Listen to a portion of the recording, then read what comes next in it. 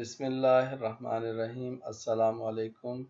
Organic compounds के nomenclature के सिलसिले का ये सेकंड लेक्चर है और इसमें हम देखेंगे कि अल्केन्स के नॉमेनक्लेचर किस तरह से होंगे। अल्केन्स की एक लिस्ट मैंने आपसे कही थी लास्ट टाइम के इसको याद कर लीजिए कि methane, ethane, propane, butane, pentane, hexane, heptane, octane, नोनेन, decane. ये अगर फिंगर्स पे याद हो कि 5 को हम क्या कहेंगे पेंटेन, 6 को क्या कहेंगे हेक्सेन, 4 को क्या कहेंगे ब्यूटेन, 9 को क्या कहेंगे नोनेन। इस तरह से अगर आप याद कर लेंगे तो आगे के लेक्चर्स आसान हो जाएंगे आपके लिए। अब ज़रा देखते हैं कि कार्बन इज टेट्रावैलेंट। हमने क्लास में ये सीखा था पिछली क्लास में कि कार्बन टेट्रावैलेंट है, यानी कार्बन को हमेशा 4 बॉन्ड बनाने हैं। अगर आप साथ साथ अपनी कॉपी और पेन भी यूज़ करते जाएं और साथ साथ लिखते जाएं तो ये सब चीज़ें याद करना समझना आसान हो जाएगा। लेकिन अगर आप इसको वीडियो के तौर पर देखेंगे, इसको आप फिल्म के तौर पर देखेंगे तो ये सब आपके दिमाग से थोड़ी देर बाद निकल भी जाएंगी। तो सबसे पहले अपनी कॉपी में कार्बन बनाइए। कार्बन की वैलेंसी हमेशा 4 होगी, ये हमें याद रखना है कि कार्बन इज टेट्रावैलेंट, यानी कार्बन को हमेशा 4 बॉन्ड बनाने। तो इस तरह से अपने जहन में बना लीजिए कि कार्बन के चारों तरफ 4 लाइनें होंगी इस तरह से। और ये 4 लाइनें किस चीज को रिप्रेजेंट कर रही हैं? ये रिप्रेजेंट कर रही है कार्बन इज टेट्रावैलेंट। तो कार्बन के चारों तरफ 4 लाइंस होंगी, 4 बॉन्ड्स होंगे। ये कंपलसरी है, ये आपको अपने जहन में रखना है। अब अगर हम देखें कार्बन इज टेट्रावैलेंट तो कार्बन के चारों तरफ 4 लाइनें लगा दी। अब कार्बन के साथ आमतौर पर ऑर्गेनिक कंपाउंड्स में अगर कोई और एलिमेंट नहीं है तो फिर हाइड्रोजन होगा। तो ये जो चारों वैलेंसीज हैं कार्बन की, ये हाइड्रोजन के जरिए सेटिस्फाई होंगी। अच्छा, हाइड्रोजन को नॉमेनक्लेचर में कोई उसका हिस्सा नहीं है। हाँ, वैलेंसी सेटिस्फाई करने के लिए हमें हाइड्रोजन्स की तादाद का याद रखना ज़रूरी है, और वो आप ये स्ट्रक्चर साथ साथ लिख रहे हैं तो आपको अंदाज़ा हो जाएगा कि अगर एक कार्बन है तो उसके साथ लाजमन 4 हाइड्रोजन्स अटैच होंगे। क्यों 4 अटैच होंगे? क्योंकि कार्बन की वैलेंसी 4 है। इस तरह से अब इस कंपाउंड में एक कार्बन है, 4 हाइड्रोजन है और इस कंपाउंड का नाम हो गया मीथेन। तो आप एक इस तरह का एक चार्ट बना लीजिए और इसमें सबसे पहले मीथेन लिखिए, फिर उसके बाद उसका मॉलिक्यूलर फार्मूला CH4 और स्ट्रक्चरल फार्मूला में आप वही सब कीजिए जो अभी हमने देखा था कि कार्बन को सेंटर में बनाइए और इस तरह से 4 हाइड्रोजन कार्बन के चारों तरफ प्लेस कर दीजिए। तो ये कहलाता है स्ट्रक्चरल फार्मूला और ये कहलाएगा मॉलिक्यूलर फार्मूला, ये मीथेन। तो इस तरह से आप एक चार्ट बना लें, टेबल बना लें जिसमें नेम, मॉलिक्यूलर फार्मूला और स्ट्रक्चरल फार्मूला 3 कॉलम्स बना लें। और जैसे हमने पहले सीखा वो आप रफ एरिया में लिखते चले जाइए ताकि आपको कॉन्सेप्ट भी क्लियर हो और स्ट्रक्चरल फार्मूला भी साथ साथ बनाते जाइए। अब आते हैं हम नेक्स्ट पॉइंट पर। नेक्स्ट ये है कि अगर हमारे पास एक कार्बन के बजाय 2 कार्बन्स हों तो क्या होगा? अगर हमारे पास 2 कार्बन्स होंगे तो वो दोनों कार्बन्स आपस में इस तरह से जुड़े होंगे। अब फिर याद कीजिए कार्बन की वैलेंसी क्या होगी? कार्बन की वैलेंसी 4 होगी। तो इसके कार्बन के चारों तरफ 4 लाइनें होना जरूरी हैं। तो ये एक तो लाइन आपको नजर आ रही होगी, एक बॉन्ड आपको नजर आ रहा होगा। तो 1 2 3 4। इसी तरह इस कार्बन की वैलेंसी भी क्या होगी? 1 2 3 4। इस तरह से हमने देखा कि दोनों कार्बन्स की वैलेंसीज को हमने सबसे पहले सेटिस्फाई करने का सोचा तो हमें नजर आया कि दोनों कार्बन्स ने एक एक बॉन्ड तो आपस में बनाया हुआ है, लेकिन दोनों कार्बन्स की 3 वैलेंसीज फ्री हैं। अब इन 3 वैलेंसीज पर कौन आकर अटैच होगा? इन 3 वैलेंसीज पर आकर अटैच होंगे हाइड्रोजन्स। तो अब यहाँ खाली जगहों पर आप इस तरह से हाइड्रोजन प्लेस कर दीजिए। ये आप उसी एरिया में करेंगे जहां आपने रफ वर्क स्टार्ट किया था। और जब ये कंप्लीट हो जाएगा तो हमें याद है कि 2 carbon containing compound is known as ethane, तो ये हमारा इथेन बन गया और ये इथेन का स्ट्रक्चरल फार्मूला है। तो वापस अब उस चार्ट की तरफ चलेंगे और उस चार्ट में हम देखेंगे कि अब हमने देखा कि इथेन आ गया। और ये याद रहे कि दोनों कार्बन्स, ये दोनों कार्बन्स, अगर मैं इस पहले कार्बन को देखूं तो इस कार्बन के साथ नंबर ऑफ हाइड्रोजन 1 2 3 हैं, तो ये 3 हाइड्रोजन हमने प्लेस कर दिए इस तरह से। अब ये तीन, ये कार्बन अटैच है, ये कार्बन अटैच है इस कार्बन के साथ, सेकंड कार्बन के साथ, ये दूसरा कार्बन आ गया। इस कार्बन के साथ 3 हाइड्रोजन हैं तो 3 हाइड्रोजन हमने प्लेस कर दिए। तो इस तरह से आप देखेंगे कि 2 कार्बन्स को हमने जोड़ दिया और इसी को मिलाकर लिखेंगे तो इस तरह का स्ट्रक्चर आ जाएगा।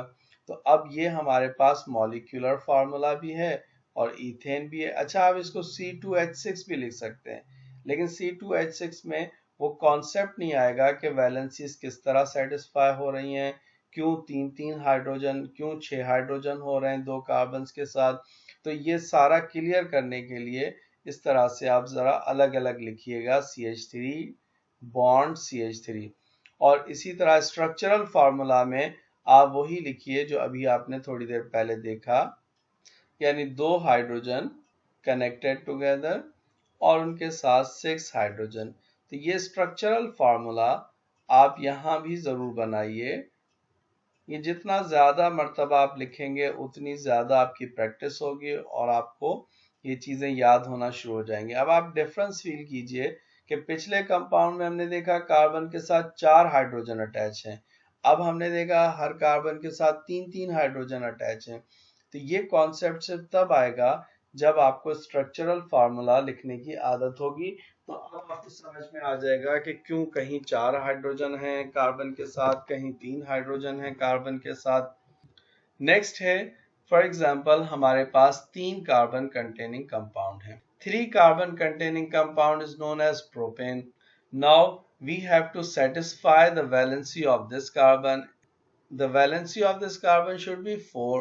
So 1 2 3 4. Middle carbon, its 2 valencies are already satisfied. ये 1 है, ये 2 है, तो 2 valencies इसकी पहले से satisfied है। तो बाकी कितनी रह गई? 2 रह गई। ये जो लास्ट कार्बन है इसकी 4 वैलेंसी होनी चाहिए, 1 ऑलरेडी सेटिस्फाइड है, 2 3 4। अब आप गौर करेंगे तो आपको नजर आएगा कि टर्मिनल कार्बन्स, यानी जो एंड पर कार्बन्स हैं दोनों, उन पर 3-3 वैलेंसीज फ्री हैं, यानी 3 हाइड्रोजन अटैच होंगे। और जो मिडिल कार्बन है उसकी 2 वैलेंसीज फ्री हैं, अभी भी वहां कोई भी एटम अटैच हो सकते हैं। तो आप देखें कि यहाँ 2 खाली जगह, 2 हाइड्रोजन अटैच होंगे। तो इस तरह नंबर ऑफ हाइड्रोजन्स कार्बन के साथ वेरी कर सकते हैं।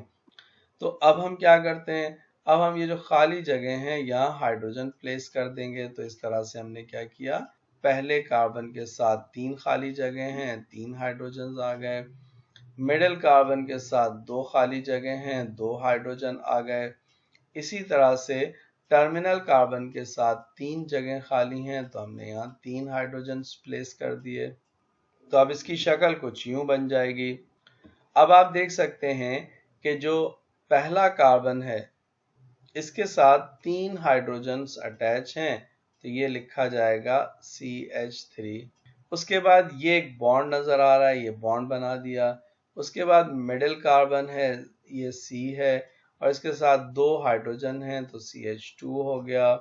और फिर टर्मिनल कार्बन है, इसके साथ 3 हाइड्रोजन हैं, तो 3 हाइड्रोजन आ गए। तो आप देखें कि CH3 CH2 CH3 हो गया। तो ये कॉन्सेप्ट बार बार ये लिखने से आएगा कि आपके पास कहीं कार्बन के साथ 4 हाइड्रोजन हैं, कहीं 3 हाइड्रोजन हैं। अब आप देख रहे हैं कि 2 हाइड्रोजन भी हैं और आगे चल के आप देखेंगे 1 हाइड्रोजन भी होगा और कहीं कहीं 1 हाइड्रोजन भी नहीं होगा। तो इस तरह से ये वैलेंसीज, क्यों हाइड्रोजन की तादाद चेंज हो रही है, ये सब कॉन्सेप्ट आपको तब समझ में आता जाएगा जब आप इसको अपने हाथ से लिखने की कोशिश करेंगे। अब उस चार्ट को दोबारा फिल करते हैं। उस चार्ट में क्या था, प्रोपेन विच कंटेन्स 3 कार्बन्स। तो इसी तरह से आप 3 कार्बन्स को अलग अलग लिखिए। इसी तरह स्ट्रक्चरल फार्मूला यहाँ बनाइए स्ट्रक्चरल फार्मूला के कॉलम में जो अभी आपने ये वाला स्ट्रक्चर देखा, इसको आप ज़रूर बनाएं। अब आते हैं 4 कार्बन्स। हम सबको पता है 4 कार्बन्स मीन्स ब्यूटेन। तो देखिए 4 कार्बन्स आ गए। अब इन 4 कार्बन्स की वैलेंसीज फिर चेक करते हैं।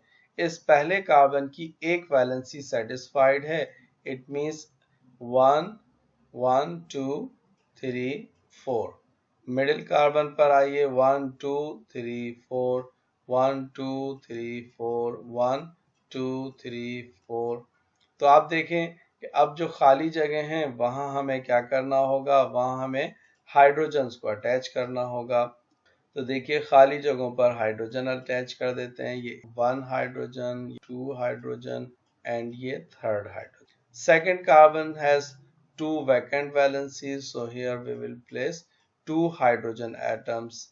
Third carbon के पास भी 2 खाली जगह हैं, we will place 2 hydrogen atoms. Fourth carbon के पास 3 vacant places हैं, 3 hydrogen atoms are placed. तो इस तरह से हमारे पास ये स्ट्रक्चर बन गया।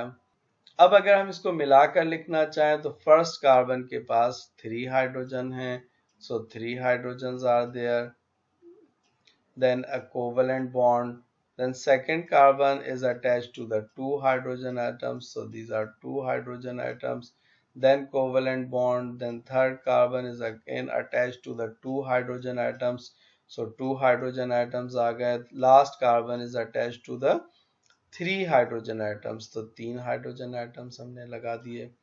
तो इस तरह से आप ये दोनों स्ट्रक्चर अपने पास लिखेंगे उस चार्ट के अंदर।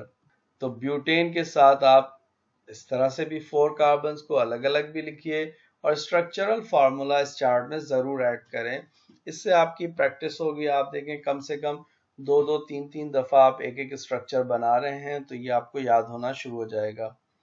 Next is pentane. पेंटेन में 5 कार्बन्स होंगे तो उसकी आप 5 कार्बन्स की चेन बना लें। तो इस तरह से हमारे पास ये स्ट्रक्चर हो गए। और अगर आप नंबर ऑफ कार्बन्स इनके स्ट्रक्चरल फार्मूला पेंटेन तक ही बनाइए, काफ़ी है कॉन्सेप्ट क्लियर करने के लिए। अब पेंटेन में क्या होगा, 5 कार्बन्स होंगे। ये देखिए अगर हम CH3 देखते हैं, फिर यहाँ CH3 देखते हैं, तो हमें नज़र आ रहा है ब्यूटेन में CH2 इज 2 टाइम्स। तो इसीलिए ब्यूटेन को हम इस तरह से भी लिख सकते थे कि CH3 उसके बाद CH2, how many times CH2, 2 times, then CH3। अब अगर हम पेंटेन को इस फॉर्मेट में लिखना चाहें तो क्या होगा, पेंटेन में यहाँ CH2 3 टाइम्स आ जाएगा, तो 3 1 4 5, तो total number of carbons are 5 in pentane. अगर हेक्सेन लिखना हो तो क्या होगा, CH3 CH2 taken 4 times and then CH3। इस तरह से तो ये एक शॉर्ट वे होता है लिखने का स्ट्रक्चर्स को। तो हेक्सेन इस तरह से आ गया, heptane, octane, nonane and decane. तो इसकी प्रैक्टिस कीजिएगा ज़रूर। Next is alkanes may be divided into 2 types, unbranched alkanes या स्ट्रेट चेन अल्केन्स और ब्रांच्ड अल्केन्स। अब लाजिम बात है अनब्रांच्ड उस वक्त तक क्लियर नहीं हो सकता जब तक कि हमें ब्रांच समझ में नहीं आएगा, लेकिन ब्रांच हम नेक्स्ट लेक्चर में करेंगे। अभी हम ज़रा अनब्रांच या स्ट्रेट चेन को ही देखते चलते हैं। ये देखिए ये जिग-जैग किस्म का आपको कंपाउंड नज़र आ रहा है।